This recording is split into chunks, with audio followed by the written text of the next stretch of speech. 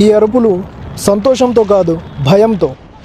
Hi friends, ఆకాశంలో పక్షిల experience కోసం పారాగ్రిల్లింగ్ try చేశా.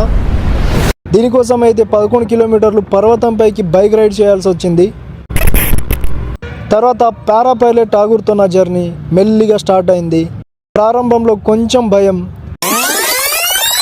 కానీ పైనుంచి వ్యూ చూశాక చుట్టూ పర్వతాలు, మధ్యలో బియాస్ నది పర్వళ్ళు, పక్కన హిమాలయ పర్వతాల అందాలు ఒక్క మాటలో చెప్పాలంటే మనిషి కంటే పక్షులే బాగా ఎంజాయ్ చేస్తున్నాయి. కళ్ళు చెదిరిపోయాయనుకో.